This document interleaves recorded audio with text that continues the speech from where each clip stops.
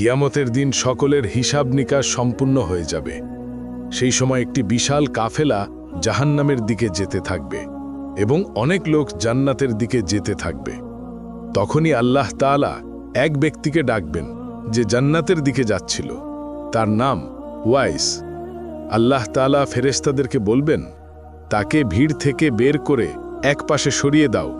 লোকটি ভয় পেয়ে যাবে যে তাকে কেন আলাদা করা হচ্ছে। তখনই আল্লাহ তাআলা বলবেন, হে ওয়াইস, তোমার আঙ্গুল ওঠাও এবং জাহান্নামের দিকে যে কাফেলা যাচ্ছে তার উপর তোমার আঙ্গুলটি ঘোরাও। যেখানে পর্যন্ত তোমার আঙ্গুলের ইশারা যাবে আমি সেই সব লোকের গুনাহ ক্ষমা করে দেব। এই কথা শুনে ফেরেশতারা আল্লাহকে জিজ্ঞাসা করলেন, এই লোকটি এমন কি কাজ করেছে যার কারণে আপনি এত মানুষের গুনাহ মাফ করে দিচ্ছেন? আল্লাহ বললেন, সে তার মায়ের এমন সেবা করেছে যে আমি এতে খুশি হয়ে এই লোকদের গুনাহ মাফ করে দিচ্ছি। সুবহান আল্লাহ। এই জন্য বন্ধুরা, তোমরা তোমাদের মা বাবার সেবা করো এবং তাদের সাথে ভালো ব্যবহার করো।